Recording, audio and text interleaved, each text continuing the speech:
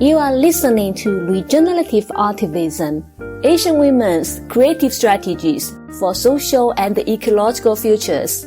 I'm your host, Mei Qingwan, an art historian working in contemporary Asian art and the environmental humanities. In each episode, we explore how Asian women artists, curators, and community organizers use creative, place-based practice to confront social and the environmental injustice and cultivate the more livable futures. Thank you for joining me. Let's begin. In this episode, we stay close to the farming field, but our story unfolds in one of the most densely built cities on earth, Hong Kong. We will be spending time with the work of Lo Lai Lai Natalie.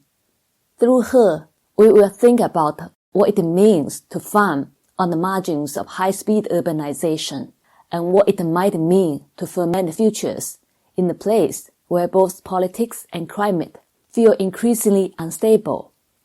Imagine we are walking together through a small farm on the edge of the city. There are raised beds of vegetables, maybe some rice paddies, a compost pile. Above us, power lines and bird calls across the same sky. Behind these everyday scenes sits the question that runs through this episode. How can art and agriculture practiced together over time help us imagine and enact more livable futures? Lao is one of the key figures I turn to when I think about regenerative artivism grounded in farming and multispecies alliance. She is a Hong Kong artist born in 1983, trained in fine arts, and later in an MFA program, who works across video, photography, installation, and collaborative projects. Before turning fully toward farming and ecological art, she spent a period working as a travel journalist, moving quickly between cities, landscapes, and stories. The earlier life of rapid transit and compressed encounters now sits in sharp contrast to the slow, repetitive, season-bound rhythms of cultivation that organize her days. But if you ask her how she lives, she often answers with a formula that comes from Japan: half farming, half eggs.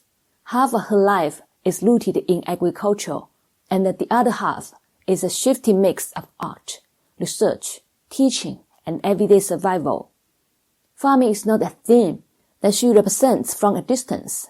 It's the ground from which her images, stories, and experiments grow. To understand Lao's practice, we need to start with a movement rather than a gallery. Around 2010, Hong Kong was roiled by protests against a high-speed rail project connecting the city to Guangzhou and Shenzhen. The Hong Kong section of the rail line required the demolition of Caiyuan village, an agricultural community in the New Territories, the largest region of Hong Kong. In response, cultural workers, activists, and young people formed a farming collective called Sangwoodgoon.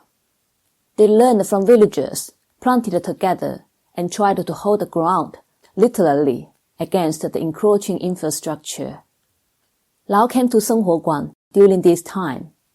What began as an emergency response to dispossession became, for her, a long-term commitment. When demolition went ahead and villagers relocated, the collective moved their farming practice to other rented fields in Yuanlang, a district of wetlands, fish ponds, and fragmented farmland under constant development pressure. Since 2010, Lao has cultivated soil, fought pests, harvested crops, and organized workshops as a core member of this collective. She describes this as a trial-and-error lifestyle, full of contradictions. Farming is physically demanding and economically fragile, and yet it's also a way to insist that other ways of living in Hong Kong are possible. Let us linger for a moment on the phrase, half farming, half eggs. It was coined by the Japanese thinker Naoki Shiomi in the 1990s to describe a life that combines part-time self-sufficient agriculture with a second vocation that expresses one's skills or passions.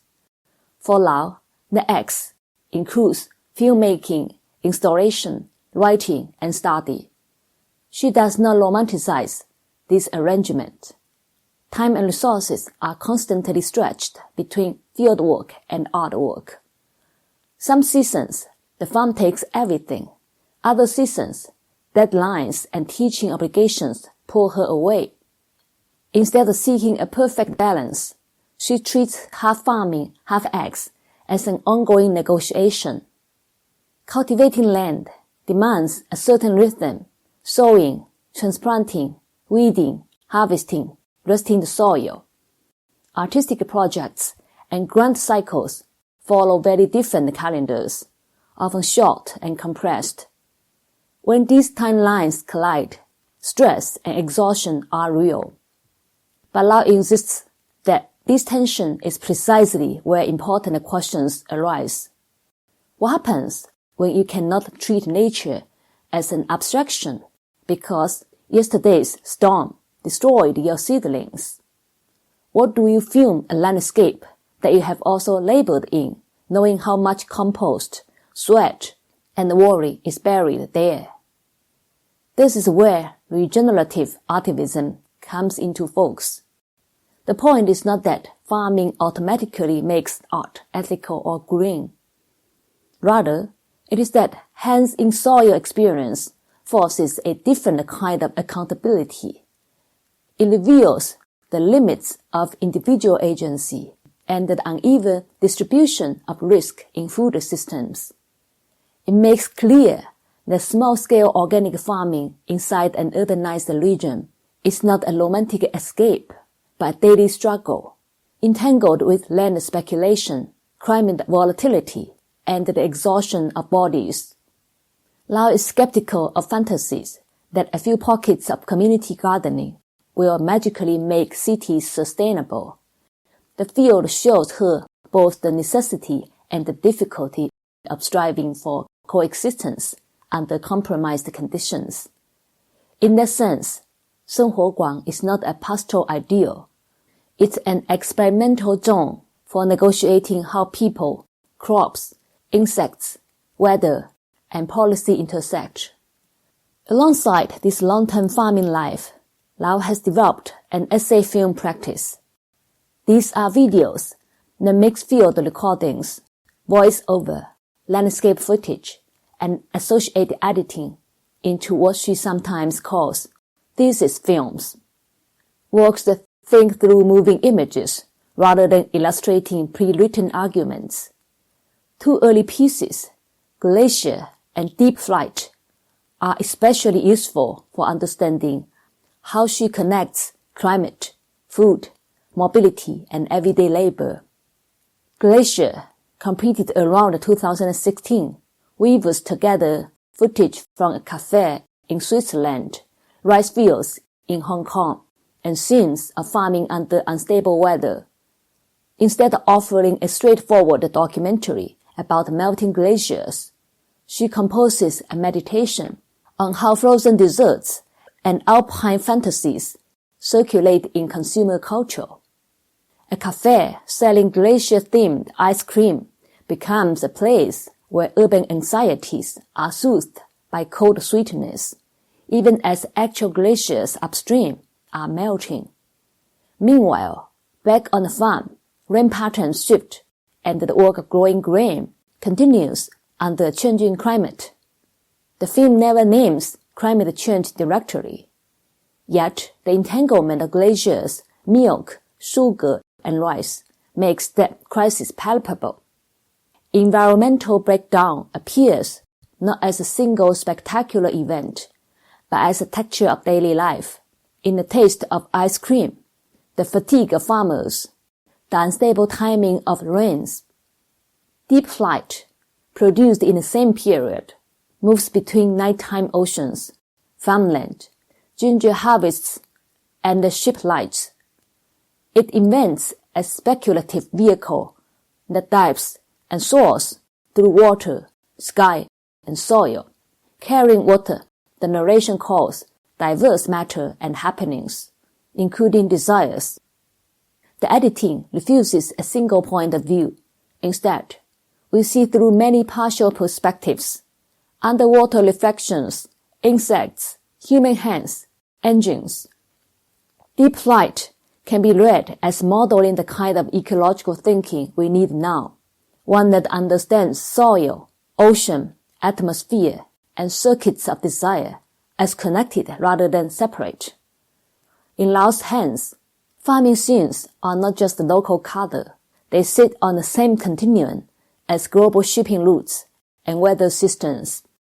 From 2017 onward, Laos folks shifted more explicitly to water, wetlands, and agriculture in the northwest New Territories of Hong Kong, especially the fishpond landscapes of Yuanlang and Dasenyuan.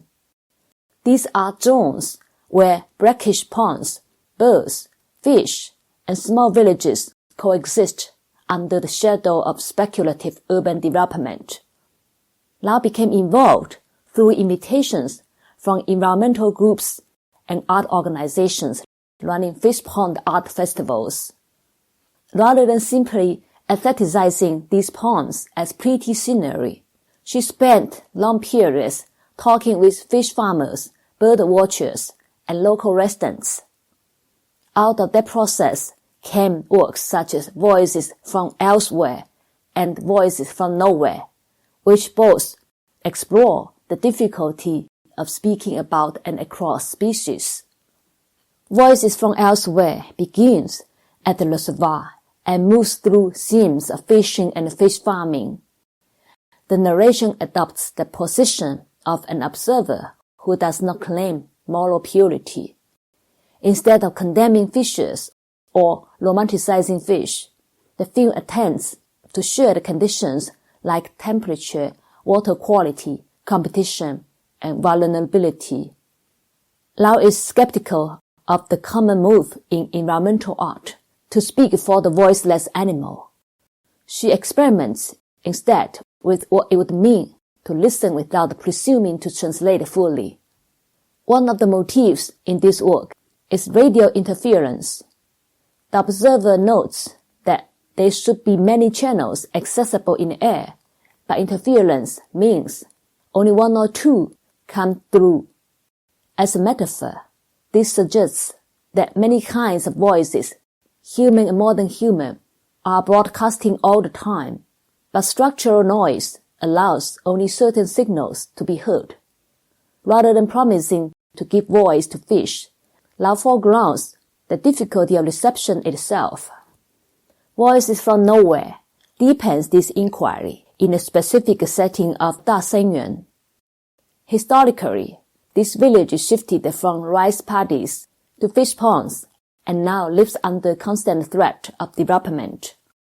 Conservation policies have, somewhat paradoxically, both protected some ponds for birds and placed pressure on villagers to adapt their livelihoods. When Lao was first invited to make a work there, organizers hoped for an image of harmonious coexistence. Fish farms as good for birds, villagers as guardians of nature. She resisted this simplification. Only after long conversations did she agree to foreground villagers' own accounts of survival, compromise, and care. Technically, she made some unusual choices. Many interviews were recorded as audio only, with the camera turned away or switched off. Later, she filmed villagers doing everyday tasks and edited the sound and image together so that people do not look like they are performing for the camera.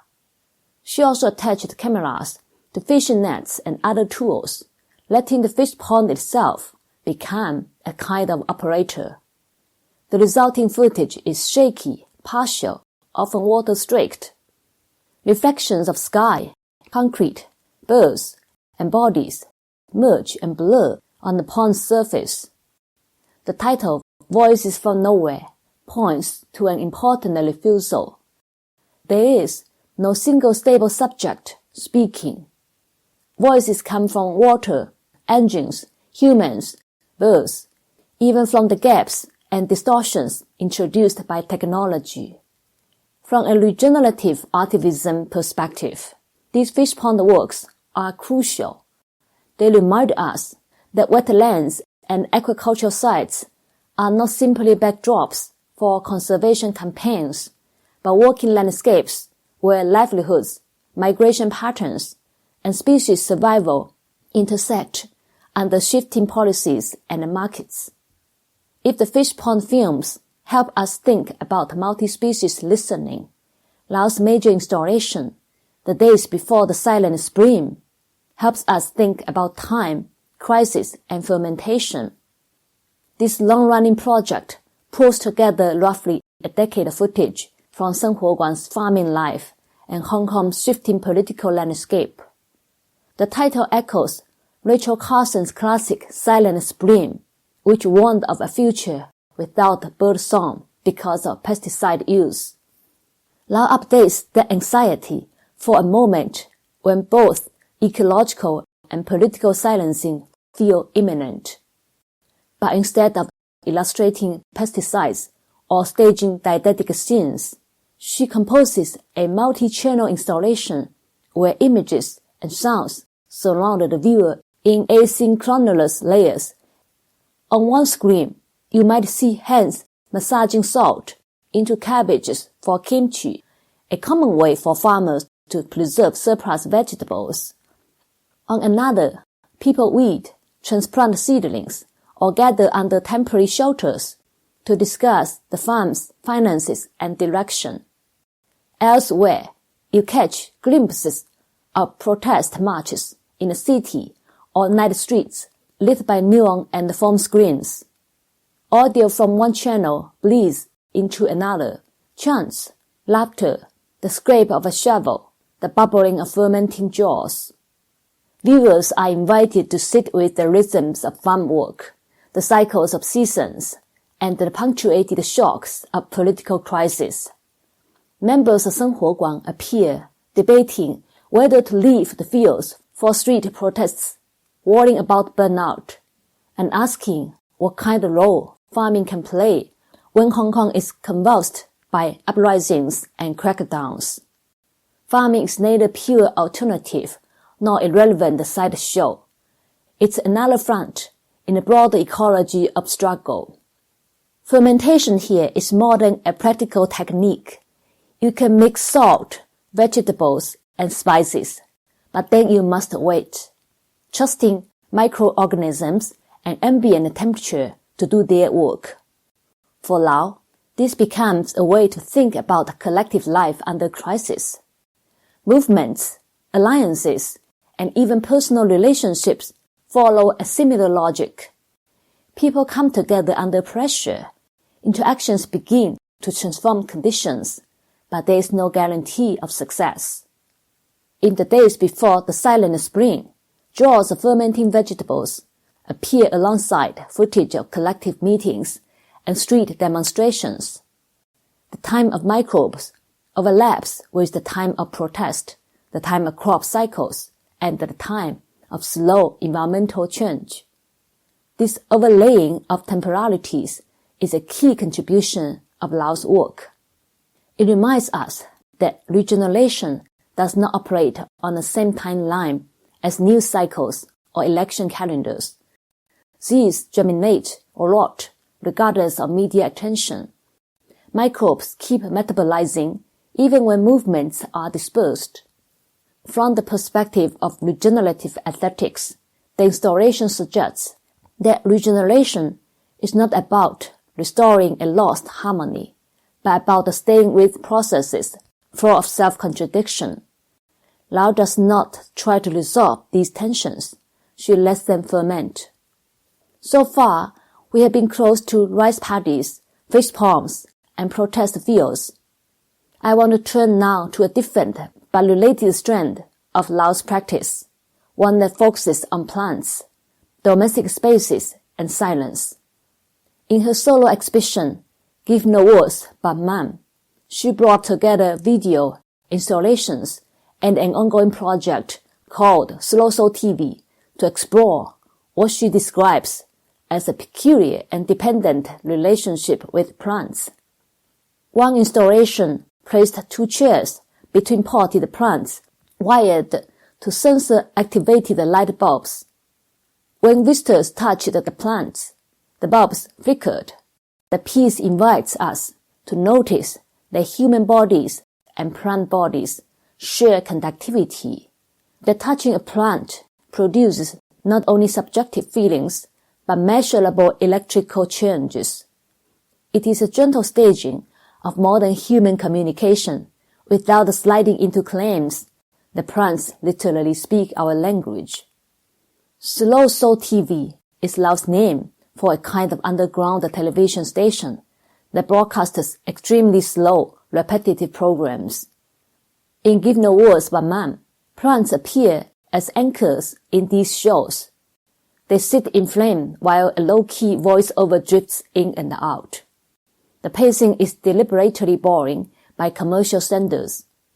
Instead of rapid cuts and cliffhangers, we get lingering shots, small changes in light, and the hum of background environments.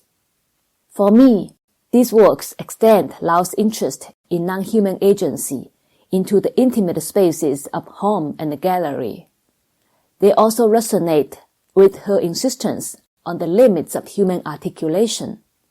She contrasts romantic traditions that treat nature as pure and consoling, with her own sense that nature can nurture and cure, heal and harm, often without regard for human meaning. Plants, insects, and weather do not exist to supply us with metaphors. They have their own opaque trajectories. The exhibition title, Give No Words But Mum, foregrounds mutinous and dependency. The phrase suggests both being at a loss for words and being quiet as a form of care. Lao's relationship with her plants is not symmetrical. They depend on her for water, soil, and placement. She depends on them for food, companionship, and aesthetic pressure. The installation makes their mutual but uneven dependence visible, while refusing to romanticize it. Regenerative artivism here becomes as much about recalibrating attention as about fixing degraded ecologies. To regenerate relations with plants, we may need to accept that much of their life will remain beyond our comprehension. Instead of trying to make them speak, we might design situations where their presence shape our behavior. We move more slowly, touch more carefully, stay longer. In the broader landscape of ecological art in East Asia, Lao is part of a loose constellation of practitioners who treat farming, water systems, and multispecies alliances as core terrain. Some work in river basins, some in coastal zones, some in mountain villages. What distinguishes Lao is her insistence on the half-farming, half-eggs model as a real way of inhabiting Hong Kong. Rather than treating the city's last agricultural patches as nostalgic remnants or picturesque backdrops, she frames them as active laboratories of coexistence. From the standpoint of regenerative aesthetics, several aspects of her practice stand out. First, duration. Sangwoodgoon is not a short residency. It has been going on for over a decade. The days before the Silent Spring took 10 years of footage. The fishpond works emerged after repeated visits, not a single field trip. This longevity allows her to register slow changes in soil quality, in weather patterns, in the moods and the capacities of people around her. Second, refusal of moral superiority. Lao is clear that organic and permaculture farming are not magical solutions. They carry their own problems, from labor intensity to the risk of idealizing rural life. She also resists casting farmers or villagers as ecological saints. They are people trying to survive under complicated and unfair conditions. Third, attention to indeterminacy. Fermentation, radio interference, mutinous, unintuitive editing, wild weather farming. All these elements emphasize that ecological and social processes cannot be fully controlled. Regeneration involves cooperation with forces that exceed human design, whether they are microbes, birds, state policies, or the moods of exhausted comrades. Fourth, modesty of means. Many of her works rely on simple tools, handheld cameras, GoPros, measuring cups, pickling jars, basic sensors. It suggests that regenerative artivism does not require spectacular resources. It requires commitment, attentiveness, and the willingness to work with constraints. As we come to a close, I want to invite you to carry a few images from Lao's work into your own thinking. Maybe it's the image of a glacier turned into an ice cream flavor, solid and comforting, in a cafe, while its namesake melts somewhere far away. Maybe it's the fishpond camera, water-streaked and unstable, catching only fragments of the worlds it dips through. Maybe it's the jars of fermenting vegetables lined up on the shelf as protests swirl outside. Maybe it's a plant wired to a light bulb, flickering when you touch its leaves. Each of these images is small, but together they sketch a way of being in a world that refuses both denial and despair. They ask us to acknowledge that we live in ecologies full of self-contradictions, where the same substances that comfort us contribute to planetary instability, and where acts of care are entangled with systems of extraction. For those of us who do not farm, half farming, half eggs might be impossible as a lifestyle. Yet, we can ask what it would mean to integrate some analog of that principle into our own work. What would it look like to ground our intellectual or creative practices in a daily embodied relationship with land or water, even at a small scale?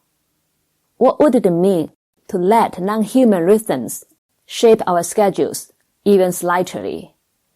For those living in cities, Lao's work suggests that ecological practice does not require pristine wilderness. It can unfold in fish ponds, squeezed between highways, in rooftop planters, in community farms under power lines, in cramped apartments full of potted plants. The key is not purity but persistence, and the readiness to see these compromised spaces as sites of learning rather than as lost causes. Regenerative Artivism, in her example, is not a heroic stance.